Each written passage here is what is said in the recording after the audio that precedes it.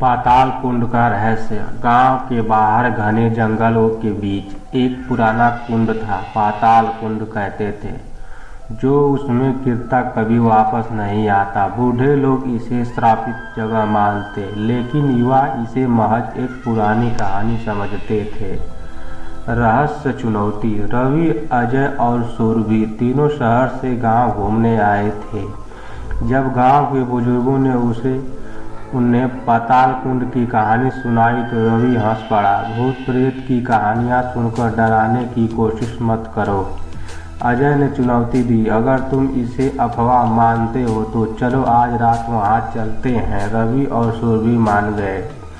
रात का सफर। चंद्रमा की हल्की रोशनी जंगल में अजीब परछाइयां बना रही थी। तीनों बिना किसी डर के आगे बढ़ रहे थे, लेकिन जैसे ही वे कुंड के पास पहुंचे, हवा ठंडी हो गई। चारों ओर घना सन्नाटा था। रवि ने हंसते हुए पत्थर उठाया और कुंड में फेंक दिया। छपाक, पानी में गिरने की आवाज आई, लेकिन फिर कुछ नहीं। अजय ने मजाक में कहा, चलो कुंड में झांक कर देखते हैं। जैसे ही वे झुके, पानी में अजीब हलचल होने लगी। लगा जैसे कोई साया लहरों के बीच हिल रहा हो। गलतियों का सामना। अचानक रवि जोर से चीख पड़ा, नहीं, मुझे छोड़ दो। सुरभि और अजय ने चौंक कर देखा। रवि अपनी जगह खड़ा कांप रहा था। उसकी आंखें चौड़ी हो गई थी, जैसे उसने कुछ भयानक देख लिया हो।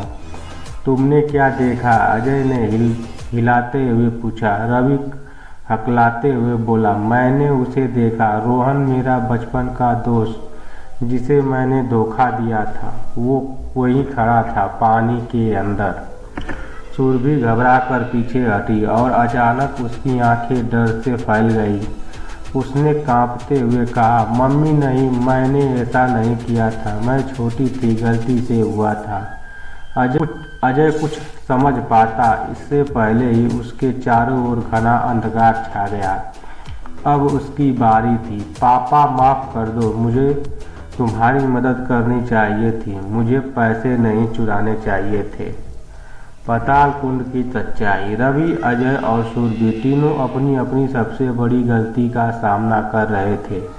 ऐसा लग रहा था जैसे पाताल कुंड उनके अंदर छिपे पापों को जीवित कर रहा हो।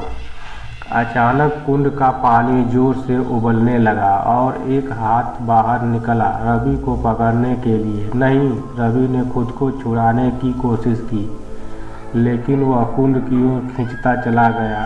अजय और सुरभि ने उसका हाथ पकड़ लिया, लेकिन जैसे ही उन्होंने उसे खींचने की कोशिश की, वे खुद भी अंदर खींचने लगे। अंत में जंगल में बस उनकी चीखें गूंजी और फिर सन्नाटा। गांव के कुछ लोग कुंड के पास गए, लेकिन वहां किसी का कोई निशान नहीं था।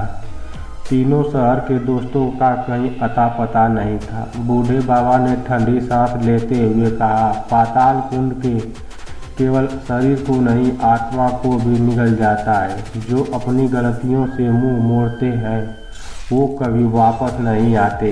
गांव में एक और कहानी जुड़ गई, पर कोई भी नया व्यक्ति उसकी सच्चाई जानने के लिए कभी वापस नहीं आया।